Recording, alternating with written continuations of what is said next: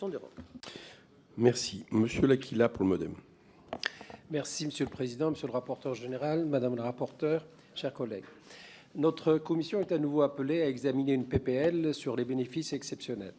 À nouveau, puisque ce texte reprend en réalité la PPL ayant déjà fait l'objet, en octobre dernier, d'une procédure de référendum d'initiative partagée déclarée non conforme par le Conseil constitutionnel.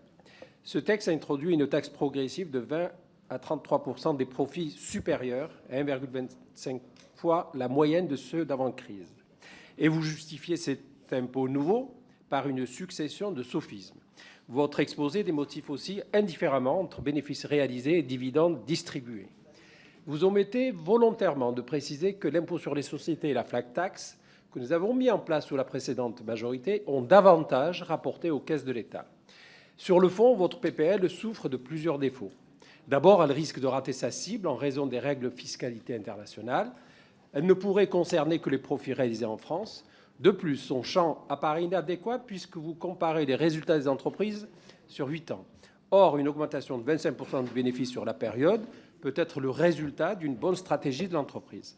Sachez aussi que les profits exceptionnels de ces entreprises sont en grande partie déjà concernés par la contribution sur les rentes inframarginales des électriciens, ainsi que la contribution de solidarité sur le secteur de l'énergie, qui ont fait l'objet d'un accord européen et ont été transposés dans la loi de finances pour 2023. Nous avons enfin avec vous un désaccord de fond.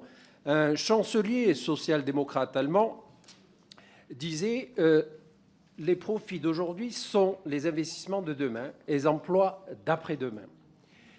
Enfin, la philosophie de notre groupe démocrate est assez simple. Le profit, même exceptionnel, n'est pas mauvais.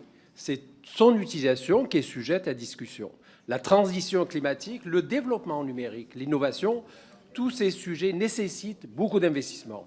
De plus, pour partager la valeur, encore faut-il pouvoir la créer et que celle-ci soit davantage taxée. Qui dit super profit dit tout simplement super impôt et donc plus de recettes. Nous voterons contre votre texte.